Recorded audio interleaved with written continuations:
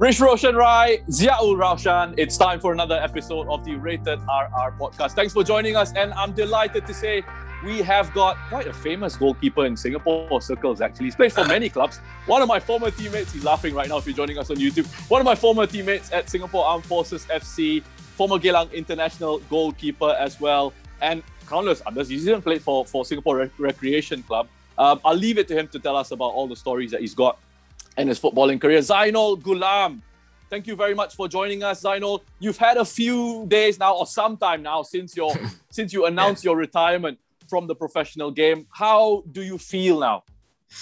Hello. It's a it's a mixed feeling because of course I've been wanting to be a professional footballer.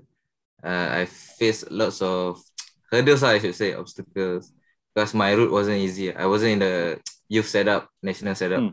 As you guys can know, like it's easier. The route is easier for a youth player, to step up. But I faced lots of rejection. So at from that side, I was a bit sad that I had to leave the game quite early. But it's more of I feel relief. I don't know, but I feel relief and happy that I managed to end it well. And on a good note with Geylang. Yeah. Zainul, I have to ask you, was it more of a push factor to leave professional football, or was it a pull factor to pursue a different career? I think it's just like, I think it's time for me to leave the game, the football scene. So actually I was looking at some other career pathways this year, especially this year. So I think I found one, then I decided to try it. I didn't expect it to be fast. So I thought like maybe after season or what, maybe they get back to me, then I can decide. But then they got back to me quite early. So but what were the exact reasons that you decided to leave the game? Many factors actually. Go on, take your time. We've got plenty of time, I know. First, I think you all should know about the politics in football. It's not an easy industry to be in actually. It's not only politics anywhere, but in the club itself, there's a lot of politics also. But it's more of the stability, I should say. Every year you need to wait for a contract, then 10 months contract, 11 months contract. So at some point you will feel like, I think enough is enough. Every year you hear that, budget is going to cut, Yeah. So from there, like, cannot be cut again. Like, of course, supposed to be, your salary should be at a certain range. You cannot get older, then your salary get reduced, then it's not right, I feel. Yeah. So for the benefit of... Sorry, Roshan, before you jump in, I know you're going to jump in a question. I just wanted to touch on Zainol's politics everywhere, every industry, man. And budget cuts also these days. Budget cuts these days happening in the TV industry as well, Roshan. Sorry, carry on. No, completely agree. And I hope Zainol's not going to the TV industry. Because Zainol, can you just tell the viewers, what is it that you're deciding to pursue now? I'm going to pursue on signing on with the paramedics.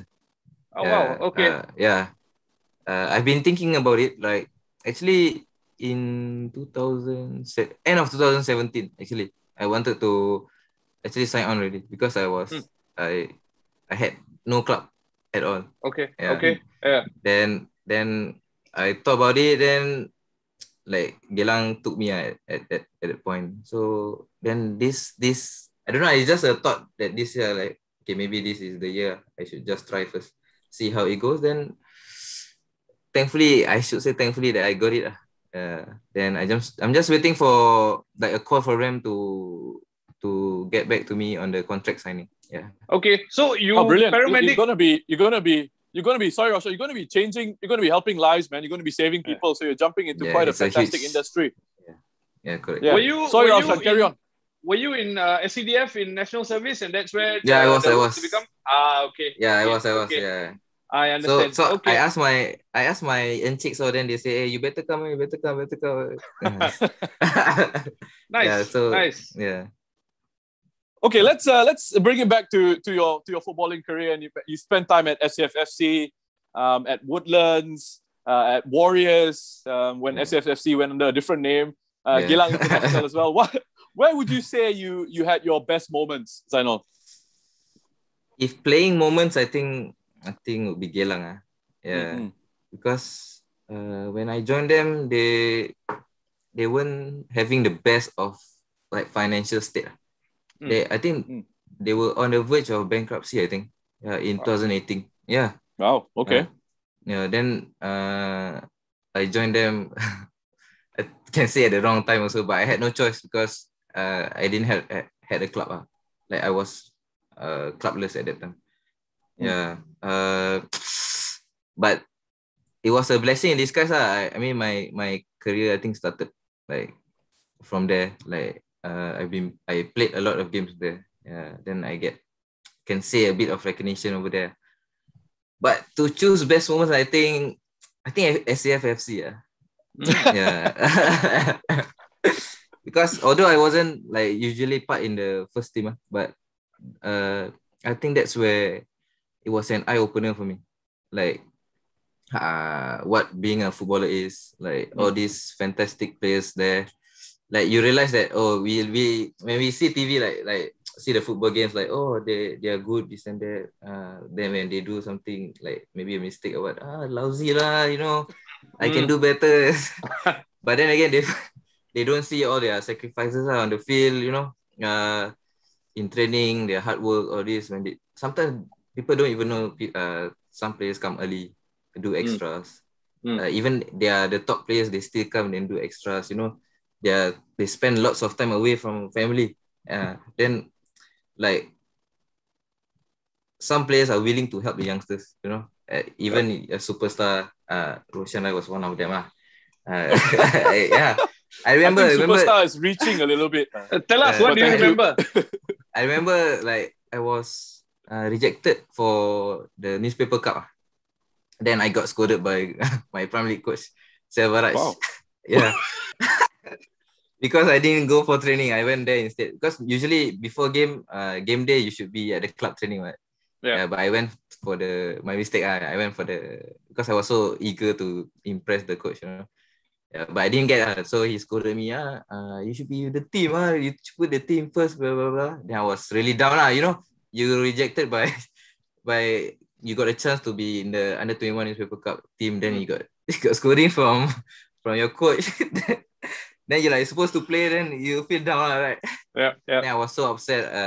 Then during the game, I didn't play. I didn't start. I think I came in a few last 20 minutes. Then Roshan like saw me feeling down. Although like he said, "Hey, you made a good save."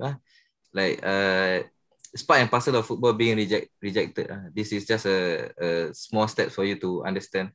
Like there will be more in the future if you made it to a professional level.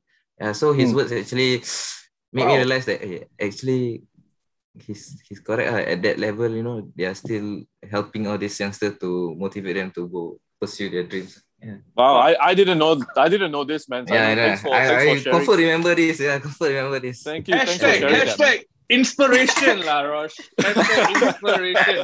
Hey, that's great to hear. I mean, Rosh has been my mentor in this industry as well, so I'm not surprised to hear that he was your mentor a long time ago, man. Yeah. Okay, guys. Can we move it back to the focus back to Zainol, please? Because it's not the Roshan Rai show. Okay, let's. Rated RR is not Roshan Rai, yeah. But anyway, let's zoom in, Zainol, on your time with Geylang. You were there since 2018. You mentioned when you joined them, they were in a bit of a financial disarray. How has the club changed in the past 3-4 years until you decided to leave?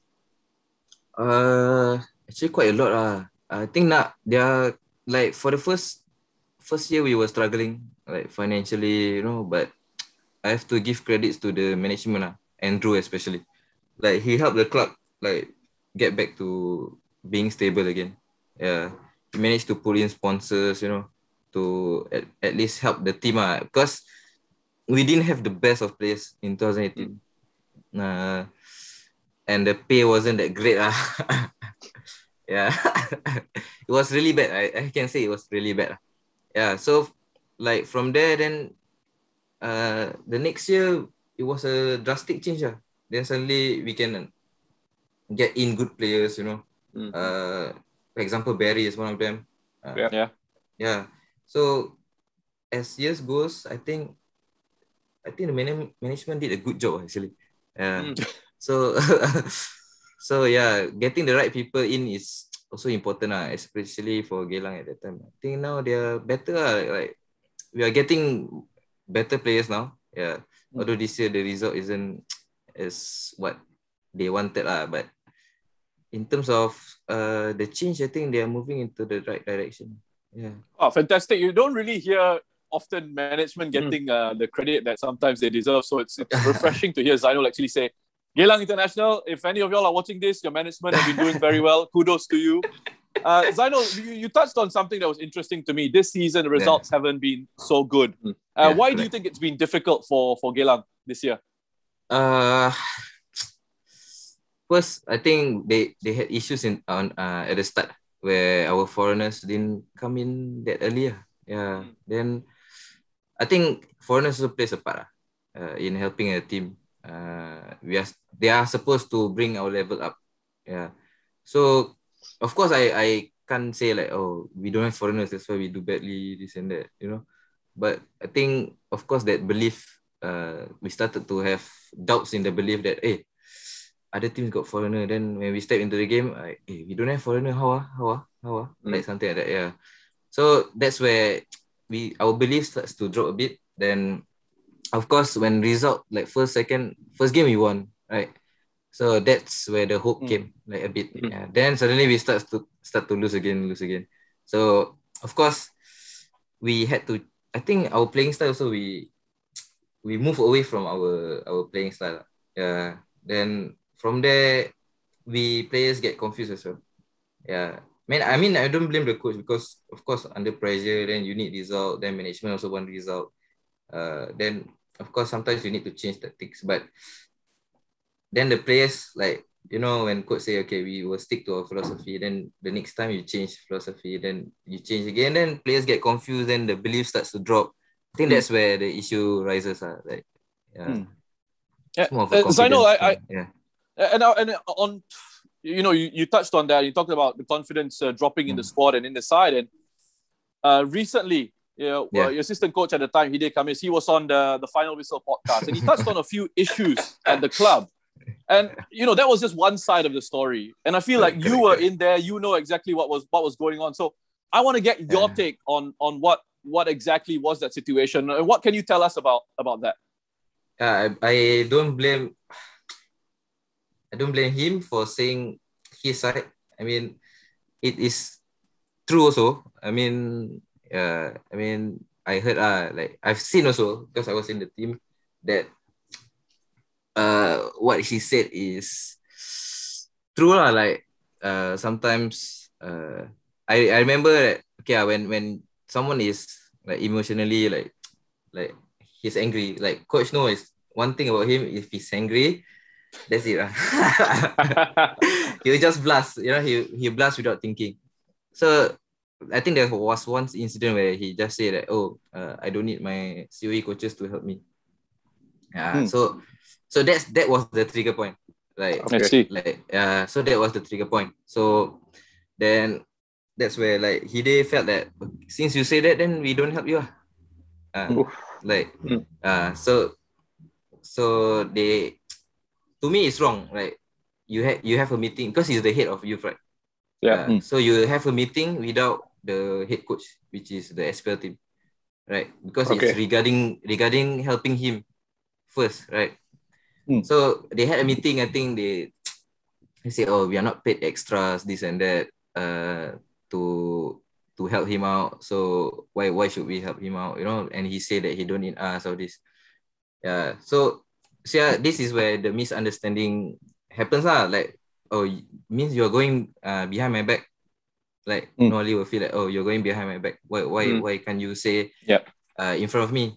So from there, I think there was one friendly where I really feel that this is not right. Like, you are the head of youth, so you have your under 21s, right? Then we had a friendly against Young Lions, I think. So Noah Ali was the one at the bench, like doing the team and the tactics. I feel that he should be there as well. Like Hide was on top at the stands with me. So I think he should be down there also helping, because most of the players are playing are his players. Yeah. So from there, that's where it got heated up. Yeah. So there were all these little friction points. Yeah, friction correct. points that led to a big explosion in the end. Then in the end, it dragged players in. Oh. So he'll say, hey, why not you do this? Why not you do that? Or why not you guys say something to him or this? Chocho, basically. Chocho, correct. Oh, so there was a situation where some players were being used as pawns, basically, in a sense. Because sometimes training were too long, players feeling fatigued. I mean, we are professional players in the end. Yeah, we should know how to take care of our body also. Training too long, too bad lah. The coach decide. 2 hours, 30 minutes, 2 hours. So, but then again, the coach has his plans. Like we must understand. We must understand that point also. Like if you have any trouble or any problem with the hours, like go and find him or ask the captain to, proper hierarchy I should say. Like it's not right for assistant coach to come to players and say, hey, why not you guys go and tell him that training too long, you all look fatigued, lethargic. Then I feel that it's not right. Right. Yeah. So I say, hey, I don't feel good with all this, because if he comes to us, then if coach found out, that means it will create another problem. Right? Yeah. Then I say, hey, we must find a solution for this. Then it got worse. So I don't know what. Wait, so you're talking about it being in the dressing room, and it sounds like there was fractures in the situation. So how did it affect the dressing room? Were there like sort of cliques now forming, some with Hide, some with Noah Ali, or were you all sort of together in a sense as players, sometimes can be, and trying to figure out a solution to this, which is not even your job in the first place? Yeah, that's right, correct. So I told Barry. Barry is very vocal So like I told him this is not right I say if he comes to us, what more if he comes to like those younger ones, younger ones are easily influenced, so I say like, okay, this cannot be happening. I say, why not we meet up with all the players or announce it like this is not right, then it happened so Barry got everybody together and we talk about it then, because I think that we had more than just this issue right? Then so from there, I think thankfully we had no cliques in everybody was together. Of course, the mood when it happened, the mood wasn't great right? Like once we saw like these coaches come, then like shit lah, how like that. Like hey, you guys see, they never shake hand, they never talk. Then say, hey, awkward, so like this, how? Then, but I say we must put all this aside because we are also not doing well. We don't want to get this like, because management standard will come to us and attack us also. Yeah. Of course. Besides them being good at managing stuff, they also will find a reason to interfere. I mean, it's everywhere in football. Yeah. So I say, as long as the management don't disturb us players, never mind. Let them handle, because these are not our problem already. Yeah. So from there, it's good the players like slowly the mood got back to how it is, especially with Omar.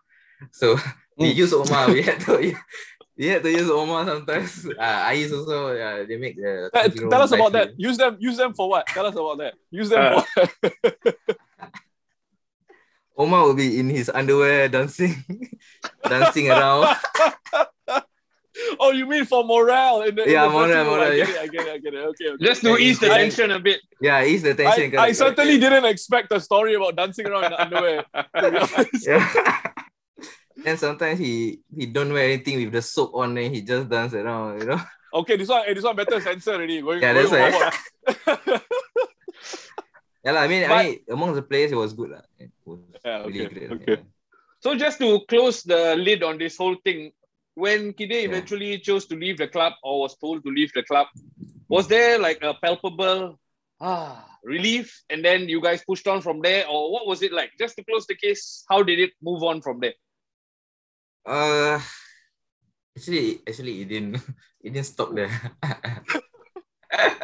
Okay. Yeah, because okay, I think it's okay for me to say, right? Hide has his like brother, right? The two touch. Yeah. So I think beside him bringing all the players, foreign players, like some were good players lah. Like there's a line you need to draw between an agent and the club like Of course. like Yeah. maybe a mistake is that he got too close with the coaches maybe in the club. Okay. Where he knows, or maybe he knows too much stuff about Geylang that he can shoot like to me, if you want to criticize players, it's okay, right? It's normal, it's part of football. Like if you criticize the team based on what's happening inside, I don't think it's right. Yeah. Okay. Yeah, correct. Yeah. So I think he tweeted lots of stuff about Geylang. Yeah. Like what's happening. Yeah. So I don't think it's right. It means it's not professional, I should say. Yeah. So from there, tension rises again. Then the blame game starts. Like okay. Especially after we lost against Hougang. Yeah. So it was a big issue. Like I was also involved. Suddenly, I also don't know. Like they say, oh, Zainol, you should be careful with what you say to other people about the club. Yeah, like, huh? What did I do? Yeah, why would I want to say something about the club? And just because, like, why would I want to reveal tactics in the first place also? Right? Maybe that's one of the thing, like, because we just lost to Hougang. Yeah. Yeah. So I feel like something was wrong. Then I found out that, okay, like, because I think his brother also tweeted lots of stuff about Geylang. So from there, like things happen again. Then starts. But I cleared it with the coach. Then from there things started to be better a bit. So then I say we should just focus on our football I say put all these factors aside. Then so now I think it's better. The environment is better there. Like for my last game against Tanjung Pagar at Jurong East, the environment was better. Thanks for giving us all that insight. We really appreciate it. I just want to move on to you and look back on your career. What would you say is the biggest thing you've learned from your time in the Singapore football fraternity? Always be humble, stay grounded. Challenges will come no matter where you are. Right? It's how you face it, and I think it's more of being positive. Right? Like critics will come. People will say you're not good. Say why you see on the field? Sub him out, all this. But it's how you reflect on yourself and make it like a positive state. Like the good thing is I have all these like senior players. Like I mentioned, Roshan was one of them. Razalik was one of them. They say football is not everything. There's more to life. Yeah. So whatever you do in this line, it's not just about being a good footballer. So of course, it's about being a good person and a great person as well. So whenever you can help someone in need, go and help someone. Guide them, properly, not just by scolding them. Yeah. So like I think Hassan, I was very close with Hassan. Like I've seen his journey. It wasn't easy for him, especially. But he still, at that level, he was still humble. He was very nice, He approached young players. He tell them how to guide them, If I'm like sometimes I concede or have a bad game, he will come to me, Like Hassan of that level, come to me. Before we were actually very, very close.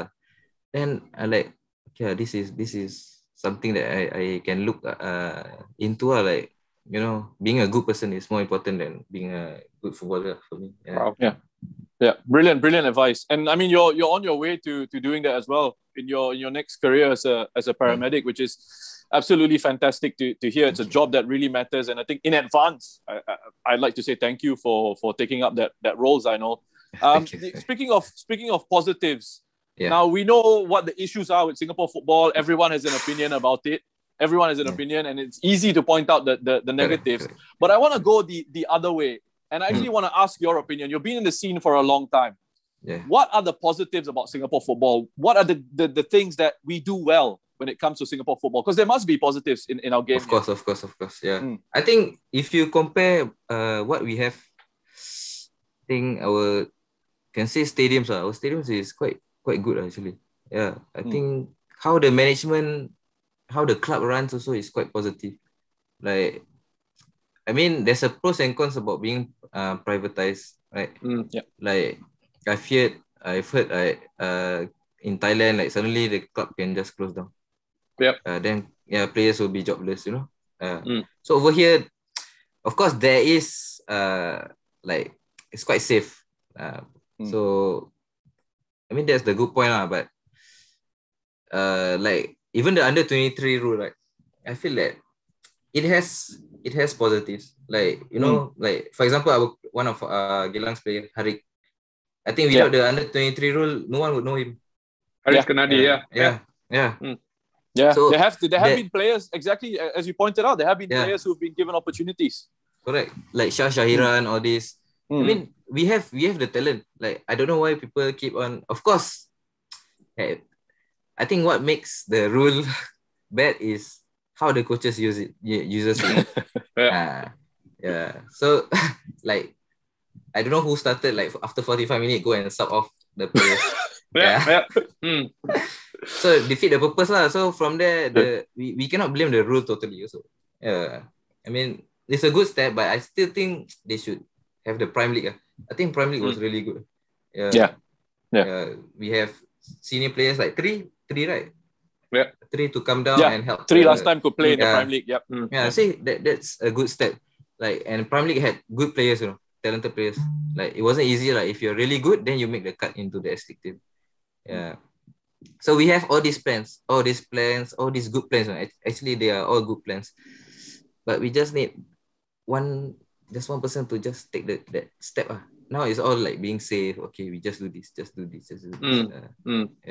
You want to see that follow through, I guess. We got good plans. Yeah, correct. We got good things in place. We got good infrastructure, as you're saying, with the stadiums and things like that, and stability in certain areas. Just want to see some of that follow through on the ground. Some of those plans really be seen out. Correct. Yeah, that's the thing. Right. So I really hope that we can really move forward rather than moving backwards. Someone with this, you know, I spoke about this under-23 rule because of what's happening to Zaiful. So see, with this kind of misunderstanding as well, it can lead to all this. Like, he's a national player in the first place. Like, he shouldn't be treated like that. But at the end of the day, we don't know what's the actual story lah. We cannot just blame the rule at first. I'm talking about Singapore football in general. Really well said. Raushan, do you have anything else to add? Zainol, you've been fabulous, sharing so much insight into the local game. We are really grateful. There's one question. We are running out of time. There's one last question that I need to ask you. The King of Kallang name. How did that come about? Because every article since you've announced your retirement is King of Kallang. How did that come about, man? I think it's the game at the National Stadium. I think it was the first game I got from after a mistake, Young Lions mistake. So I was really eager to because the coach put faith in me again. Right, so I just want to play my best. Like, people say, hey, is it because you're from Warriors reject you, this and that? And I say, no. I just want to play because we didn't win any games so far. So it was at the National Stadium, you know, player playing at the National Stadium was something big. So I just play. And thankfully I played well that game. Then I don't know, like all these gay performance all come out after the game. Then say, wow, King of Kallang. I like, what King of Kallang? Then I see, they put King of Kallang. So I like, okay lah, what to do with the name? Then it got stuck forever. Nice. Zainol, thank you so much for your time today. Thank you for being so candid and frank with your responses. We really enjoyed it. Those of you listening, if you enjoyed it, like, share, subscribe, share the love. Thank you, Zainol. We'll speak to you soon. Thank you. Thank you so much, for having Zainol. me. It's been a real pleasure watching you grow through these years, man. Take care and all the best. Thank you so much.